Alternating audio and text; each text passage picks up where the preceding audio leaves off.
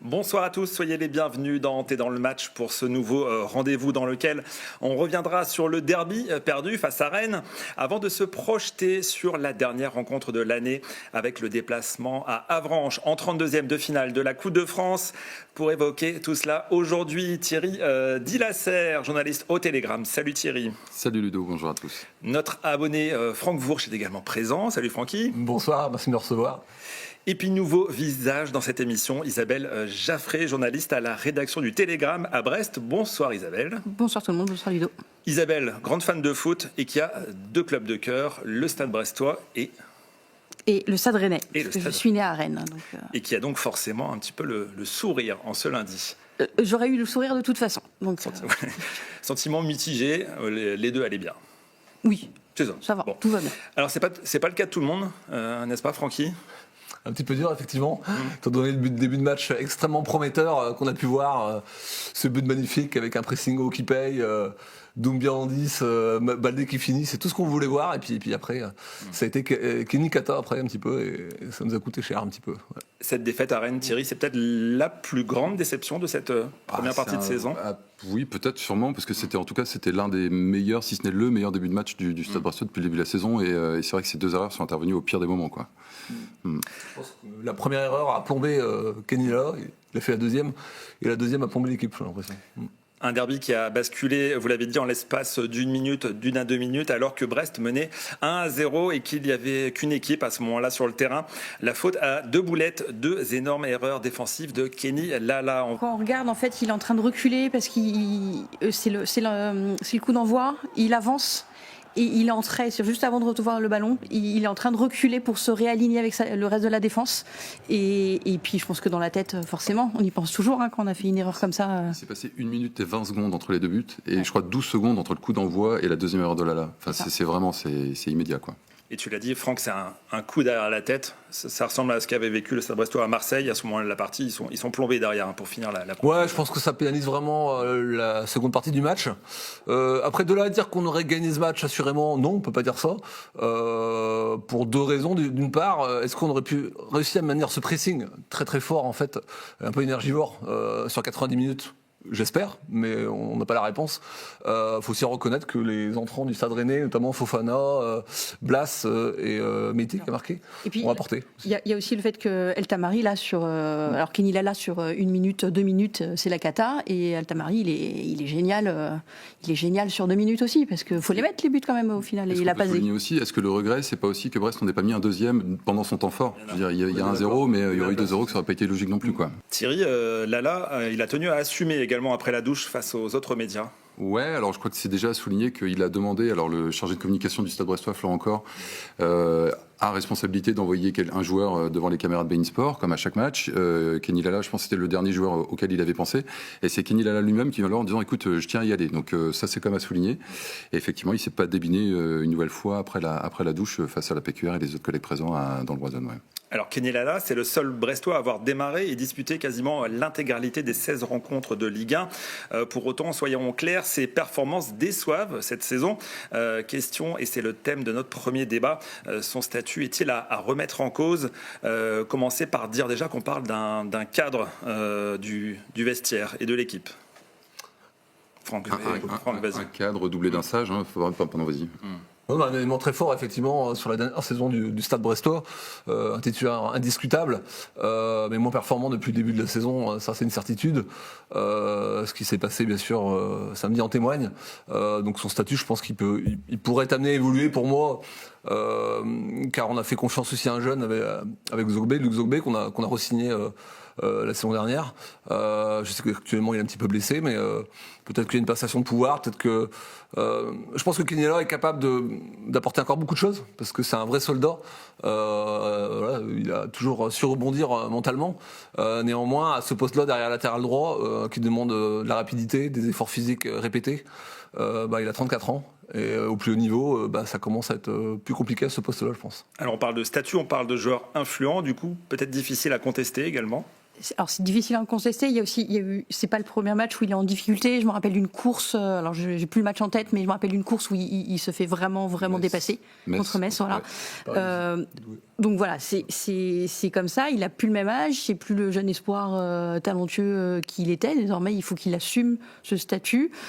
Mais derrière, moi, le problème, c'est que Luc Zogbé, on l'a pas beaucoup vu. Donc, est-ce qu'on remet en question un statut quand on n'a rien derrière ou pas grand-chose? C'est ça le problème, en fait. Moi, je rejoins Isabelle sur ce coup-là. C'est effectivement quelle alternative à Kenny Lala, quoi. Il y a le poste est assez peu doté. Et puis, c'est surtout, tu l'as dit, on parle d'un cadre du vestiaire, d'un des joueurs du Conseil des sages d'Éric Roy. C'est un des joueurs les plus utilisés. Je crois qu'il a joué quasiment l'intégralité des minutes de la saison. L'année dernière, c'était déjà le cas. Enfin, il a un statut aussi. Les joueurs en zone mixte ont tous utilisé le mot de soldat que tu as utilisé, Franck. C'est quelqu'un de respecté, c'est quelqu'un qui compte. Après, c'est aussi quelqu'un qui est connu pour une hygiène de vie c'est quelqu'un de très rigoureux. Alors, il a beau avoir 34 ans. C'est quelqu'un qui a un poids dans le vestiaire également. Absolument, ouais. Et puis, je crois qu'il ne faut pas l'enterrer tout de suite, et d'autant moins qu'il n'y a pas grand monde à mettre à sa place. Alors, après la rencontre, Éric Roy a forcément été questionné sur la prestation de son joueur. On l'écoute. Comme je l'ai dit, il faut juste montrer de la personnalité, montrer que on est un joueur capable de se relever aussi de ce qui est arrivé ce soir. Mais en même temps, d'être aussi capable de faire une analyse. Et ça sera dans un deuxième temps et certainement dans les discussions que je pourrais avoir avec lui en individuel, de faire à un moment donné aussi une analyse du pourquoi, du comment, parce que les choses n'arrivent pas non plus par hasard. Il nous dit quand même qu'il va chercher à comprendre le pourquoi du comment. Alors pour reprendre ce que vous disiez, moi il ne s'agit pas d'enterrer Kenny Lala, au contraire je pense qu'il a un vrai rôle aussi justement de transmission par rapport à Luc Zogbé. Luc Zogbé, moi j'ai des bons souvenirs de lui la saison dernière, quand il a fait jouer des fois même arrière gauche alors qu'il est droitier, il s'est plutôt bien débrouillé. Je me rappelle d'un match de Coupe de France contre Nantes également. Il a peu joué cette saison, mais il a 2 sélections avec la Côte d'Ivoire, c'est un néo international. J'aimerais qu'on reste sur Kenny Lala. Quand on parle de son statut, c'est qu'il semble aussi quasi indéboulonnable. En gros, il a l'immunité un peu. Je sais pas ce que vous en pensez. Il la mérite, il a été la chercher aussi. Après, faudrait pas que ça dure trop longtemps non plus, parce que comme tu le soulignais, son début de saison est quand même. Là, il commence à faire son âge. Alors, je sais pas si c'est qu'une question d'âge ou quoi, mais c'est vrai qu'il est apparu en difficulté souvent. Il y a eu ce penalty à Marseille, il y a eu ce but dont tu parlais, là, le premier but de Metz, là, quand il se fait complètement décrocher par Tsitachvili, je crois bien, et c'est pas facile à dire ça. Non, pas facile. Il y a eu en de nombreuses occasions, on l'a vu en difficulté, et voilà. Moi, j'ai bien aimé le discours de Roy. Je pense que il l'enfonce pas, il le dédouane pas non plus. Il dit qu'il y a des choses à faire. Je pense qu'on peut faire confiance à Roy là-dessus. Il va voir, il va tirer les conséquences quand il y en a besoin. Il l'a déjà fait avec le gardien, avec Majeski. Donc il a plutôt la tête sur les épaules. Majeski dans un premier temps après le match à Marseille. On peut lui faire confiance pour mettre un joueur en selle, ça c'est sûr. Ouais. Ouais. Et tu nous parlais, Franck, de Luc Zogbé. On peut penser aussi il y a une autre solution qui peut être Julien Le Cardinal à droite également. Notamment contre le PSV Eindhoven, mais qui en plus Ligue des Champions, un défenseur central à la base. Pour rester sur Kenny Lala aussi, il y a 2 ans, c'était un des joueurs les plus rapides de Ligue 1. Je pense pas que ce soit le cas aujourd'hui, toujours le cas. La preuve en est sur les courses. Beaucoup de défenseurs comme ça ont du mal sur le côté droit dans le temps. Kyle Walker, qui était le défenseur emblématique de Manchester City, joue à Burnley aujourd'hui. Il a 35 ans. C'est-à-dire qu'à un moment, l'âge fait que sur la vitesse, la répétition des efforts, je pense que ça reste compliqué.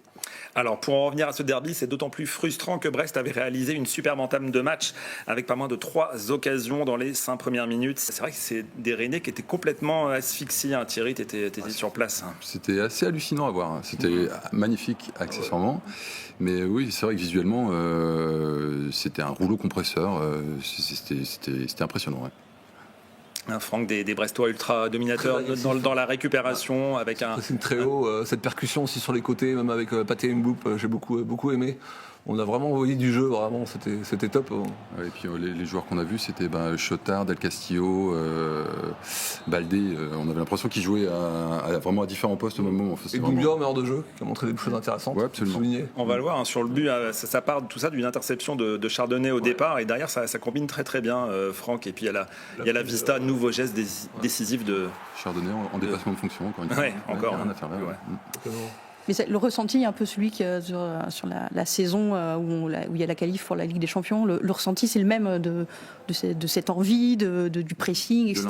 De l'intensité. C'est le même ressenti que j'avais lors de l'avant-dernière saison. Ouais.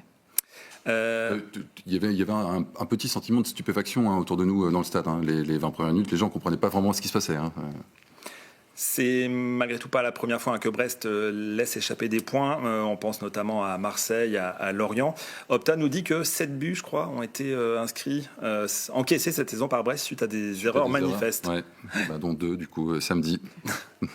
Allez, on en vient maintenant à notre top flop de ce Rennes-Brest, à commencer par les flops, avec en tête forcément Kenny Lala, noté sur 2 sur 10. On en a assez dit. Pour le reste, Thierry, c'est le seul joueur à avoir obtenu moins de la moyenne. Ouais, c'était compliqué à les noter. Même Mboup, Mboup, il a montré certaines limites. Je vois Del Castillo dans ce classement, ça me fait presque mal au cœur parce qu'il fait vraiment un très très solide début de match. Il s'éteint, mais en fait il s'éteint comme tous les autres, c'est-à-dire qu'en deuxième mi-temps, Brest est quasi inexistant, enfin ils y sont plus. Mais je veux dire, Romain, il aurait très bien pu se retrouver dans les tops avec un autre scénario, quoi. Alors pour ce qui est des tops dont tu parles, un joueur est clairement sorti du lot. Il s'agit de Kamori Doumbia, 7 sur 10, passeur décisif sur le but de Mama Baldé. Franck, buteur aussi. Ouais, on métronome, là, il va nous manquer parce qu'il va partir à la CAN. Donc ça, c'est un petit peu regrettable parce qu'il commence à trouver ses marques dans cette fonction-là de meneur de jeu.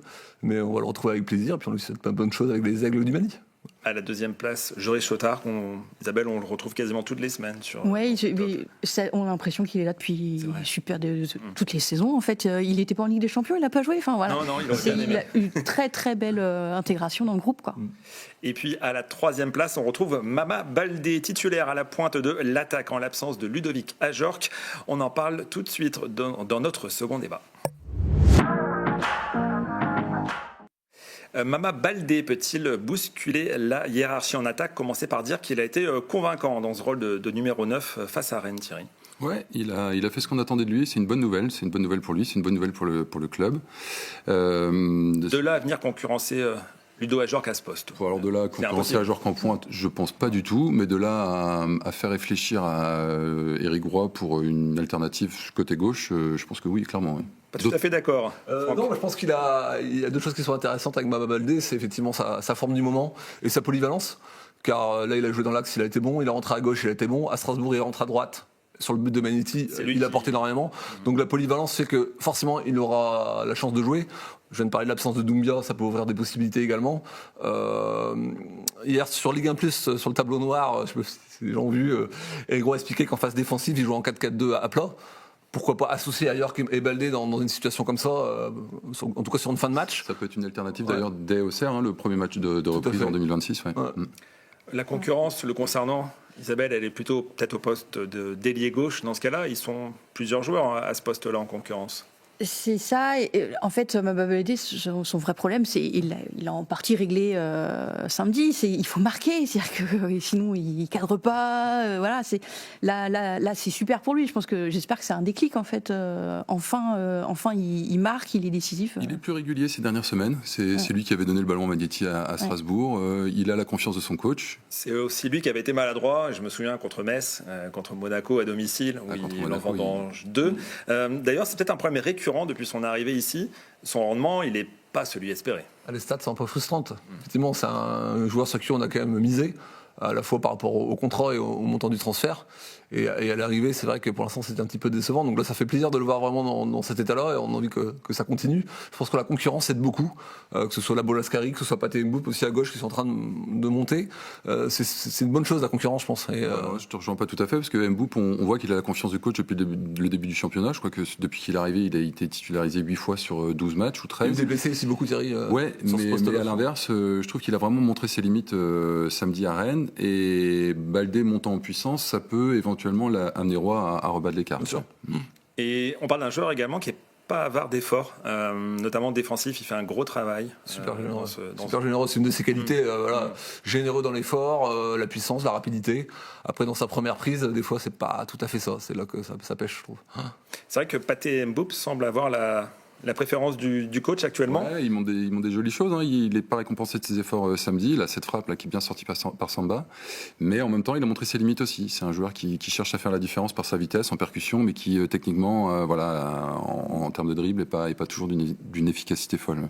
C'est vrai que l'arrivée de la CAN va aussi, tu l'évoquais Franck, rebattre les cartes un peu en attaque, parce que la place de Camorin Doumbia qui sera vacante dans l'axe va peut-être inciter Eric Roy à recentrer Del Castillo. Alors il y aura de la place à droite, à gauche. Soit il recentre Del Castillo, ça n'a pas toujours été un succès, soit il part sur un 4-4-2 losange. Le 4-3-3, j'y crois pas trop, parce que le double pivot Chotard Magnetti, il marche trop fort pour moi pour aller les perturber.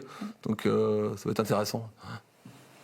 Quelque chose à rajouter? Oui, je pense que là, clairement, avec la CAN, il y a ceux qui seront là auront une carte à jouer pour essayer de jouer plus, de gagner des minutes sur la fin de saison. Mais ça, pour tous, faut marquer des buts. Quand ça domine, il faut marquer des buts. Quoi. Entre la suspension d'Ajorc à Avranches ce week-end et le match d'Auxerre, enfin Baldé qui joue pas la CAN, pour le coup, a vraiment une carte à jouer. Lui. Ouais. Et quoi qu'il en soit, on devrait le retrouver du coup, normalement, aligné en attaque vendredi prochain à Avranches, à moins d'un large turnover d'Éric Roy sur ce match. Quel est votre avis?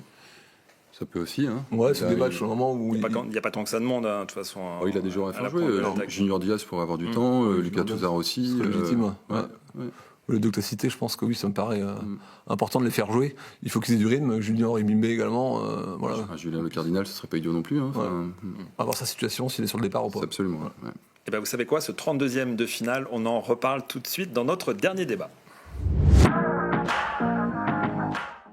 Avec cette question, qui dans les buts à Avranches? Avant cela, petit retour en arrière, Avranches face à qui Éric Roy avait connu sa première sur le banc brestois il y a de cela bientôt 3 ans. On a ressorti quelques photos d'archives, c'était le 7 janvier 2023. Il avait été présenté à la presse 2 jours plus tôt et Brest s'était imposé 2-0 grâce à des buts de Les Melou et Camblanc en fin de rencontre. Avranches actuel 8e de la poule A de National 2. Les Normands qui restent sur 3 qualifs au tir au but lors des tours précédents et qui comptent notamment dans leur rang l'ancien Brestois JCP. Alors un mot sur ce tirage. Des retrouvailles, effectivement, et puis ça peut toujours être un piège, c'est mal de Coupe de France, effectivement, quand tu te dépasses chez les N2. Donc il va falloir le jouer sérieusement pour continuer l'aventure. Un classique, ça, que tu nous donnes à Franck. Ouais, tout à fait. Moi, je pense que c'est l'occasion. Là, il y a eu ce coup d'arrêt sur la bonne série juste avant Noël. Voilà, ce Coupe de France ou pas Coupe de France, N2 ou pas N2, c'est l'occasion de bien finir l'année. Et puis pour Kenny Lala, s'il joue, c'est d'oublier un petit peu les deux boires. Je pense que c'est un match qui va jouer. Enfin, je pense qu'effectivement, c'est le genre de match. Je pense qu'il faut le faire jouer. Ouais, c'est ça. Ouais, typiquement. Ouais. Ça fait tout drôle de revoir Islam Slimani quand même avec sa combat. Ouais, c'est presque oublié. Alors, dans cette Coupe de France, l'an passé, Brest s'était incliné en quart de finale à domicile face à Dunkerque, club de Ligue 2. Éric Roy avait dit après cette rencontre que c'était sa pire désillusion en tant qu'entraîneur de Brest. Brest qui menait pourtant 2-0 avant d'encaisser 3 buts sur coup de pied arrêté, avec notamment Sanganté, auteur d'un doublé, et qui offrait la qualification à Dunkerque. C'est en gros le nouvel épisode d'une histoire pas franchement d'amour entre le Stade Brestois et la Coupe de France. De remontrer ça, c'est dur là. Ouais. 3 buts sur coup de pied arrêté.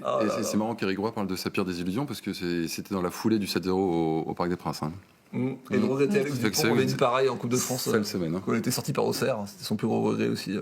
C'est simple, on n'est jamais allé plus loin que les quarts de finale. C'est ça, 3 fois. Quand le Stade Rennais on a été compte 3. Ouais. On est le seul club breton à ne pas avoir remporté une Coupe de France. Enfin, je parle des clubs pro. Tout à fait. Bon, allez, j'en reviens à ma question de départ. Je m'égare, à savoir qui dans les buts face à Avranches. Alors, il y a un doute qui subsiste, selon toi, Thierry. Alors moi je sais pas, j'ai pas de boule de cristal, j'ai pas d'infos particulières, on va chercher à en obtenir cette semaine. Mais c'est vrai que, alors normalement, tu parlais du premier match de Roy contre Avranches, il avait aligné Joaquin Blasquez, il a toujours joué l'alternance en Coupe de France, donc la logique voudrait que ce soit Mayeski. Mais c'est vrai que là, vu le contexte, moi je sais que personnellement j'ai un peu de mal à y croire, mais les avis sont très partagés au sein de la rédaction. Je pense qu'il y a Couder, il monte en puissance, ça va de mieux en mieux.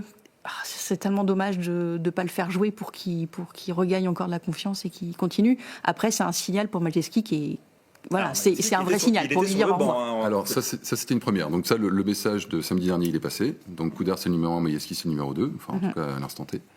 Mais effectivement, le choix qui sera fait vendredi prochain à Avranches sera lui aussi riche en enseignements. C'est-à-dire que si Majewski ne joue pas, ça veut dire que ça veut clairement dire que le club ne compte pas sur lui. Par contre, s'il joue, ça veut dire que il compte sur lui peut-être comme numéro 2 jusqu'à la fin de la saison. Alors, il n'y a pas si longtemps, on s'était demandé ici même si on reverrait un jour Majewski sous le maillot brestois. Tout le monde avait dit non. On n'a peut-être pas pris en compte cette Coupe de France. Moi, je serais très étonné de le voir évoluer contre Avranches, Majewski. Pour moi, je ne vois toujours pas remettre le maillot brestois. Et en plus, comme tu l'as dit, ce serait un non-sens par rapport à Couder qui a besoin d'automatisme, de confiance encore. Ce match-là, il doit aussi servir à ça. Le contexte est complètement différent d'habituellement où effectivement on offre ce match-là au gardien remplaçant. Là, pour moi, ça s'y prête pas du tout. Il y a même le troisième gardien, Noah Jouni, ici, qui est dans le groupe pro, mais je pense pas que ça me paraît prématuré aussi. Donc non, je vois que Couder vraiment sur ce match. Ouais, ce serait très risqué de l'exposer à une possible nouvelle boulette. Enfin, ce serait terrible. Potentiellement, c'est terrible pour le joueur, quoi. Il peut se passer deux choses. Effectivement, si Majewski débute, joue, et que Brest se fait éliminer, pour lui, c'est l'enfer. C'est déjà plus ou moins fini. Ouais. Et à l'inverse, il pourrait être aussi héros d'une qualification du Stade Brestois. On peut tout imaginer. Je pense que ça va dépendre. Roy va décider aussi. Je pense qu'il sait pas. Je pense qu'il se pose la question aussi, puisque ça va dépendre de comment ils sont dans la semaine. Ouais, sachant qu'on connaît pas non plus les détails de son prêt contractuellement. Est-ce que l'intention c'est de le faire repartir sur Monaco? Alors, pour le coup, ça j'en sais rien du tout. Ouais. Mais je sais pas qu'est-ce qui peut être fait exactement, quoi. Une seule certitude a priori, on prend pas de risque en le disant, ce sera pas Noah Jouni. A priori. Enfin, je veux dire, vu les déclarations de Roy sur le sujet. Il y a peu de chances de voir. Il avait été interrogé il y a quelques semaines. Il le jugeait en progrès. Mais pas du tout prêt à être aligné à ce niveau-là. Oui. Quelle image ça pourrait renvoyer auprès des autres joueurs, le fait de faire démarrer Majewski? Est-ce qu'il n'a pas perdu la confiance d'une partie du vestiaire? C'est un joueur prêté, en plus, il ne faut pas oublier quand même. Donc, sur un joueur prêté. Pas s'écrire ici. Voilà, l'avenir de Majewski, en fait, il nous importe peu quelque part, hein, désolé. Et celui de Couder. Sauf s'il est appelé à rester jusqu'à la fin de la saison. Hein. Celui de Couder, par contre, il sort là d'un bon match. Il fait un super arrêt, notamment contre Rennes, où il vient se balayer et la sortir main gauche, là. Qui est dans le top arrêt d'ailleurs Ligue 1 là, sur ce qu'ils ont montré. Et non, ça serait vraiment dommage. Sur la dynamique, pour moi, catastrophique. Après, c'est dangereux. Couder se blesse, on ne sait pas. Hein. Ouais, bien sûr. Du coup, Majewski, il est bien content de l'avoir, quoi. Donc, Après, c'est vrai que la dynamique de Couder, elle est quand même très intéressante. Ouais. Il a beau en prendre 3 samedi, il sort 3 ballons très compliqués. Il fait un match solide, peut-être son match le plus solide depuis qu'il est installé à ce poste. Ouais. En gros, Isabelle, Franck, vous me dites tous les deux, ça serait une erreur de faire débuter Majewski, selon vous? Ouais, pour moi, c'est une grosse erreur, mais je pense qu'il ne le fera pas, Eric Roy. Je suis très surpris parce que c'est un garçon qui est assez conservateur quand même, Eric Roy. Et quand les choses fonctionnent bien, il ne va pas changer comme ça, il ne va pas prendre le risque. Je suis très surpris. Encore une fois. Moi, je pense que c'est des décisions aussi de président, parce que voilà, on compte pas sur lui s'il n'est pas titulaire, vu que d'habitude c'est l'alternance qui compte. Voilà, mais il y a beaucoup trop de paramètres pour que moi je vois pas. Je me dis que c'est un vrai casse-tête. Voilà. Et je suis contente de ne pas être au poste d'Eric. Je crois qu'on peut dire assez honnêtement qu'on n'en sait pas grand-chose. On ne sait pas grand-chose et on est content de ne pas avoir à prendre la décision. En fait, Thierry, la réponse, elle devrait intervenir quoi? On sera une conf de presse d'avant-match jeudi, ouais. Est-ce qu'il peut ménager encore le suspense? On va voir. Il aime pas trop livrer d'informations sur ses intentions en termes de composition. En veille de match. Et cette rencontre des 32e de finale de Coupe de France, ce sera vendredi soir à 20h45. On y reviendra ici même la semaine prochaine pour la dernière émission de l'année. Voilà, il est l'heure de se quitter. Thierry, Isabelle, Franck, un grand merci à tous les trois pour votre présence aujourd'hui. Merci à vous également qui êtes nombreux à nous suivre chaque semaine et rendez-vous lundi prochain pour un nouveau T'es dans le match. Salut à tous.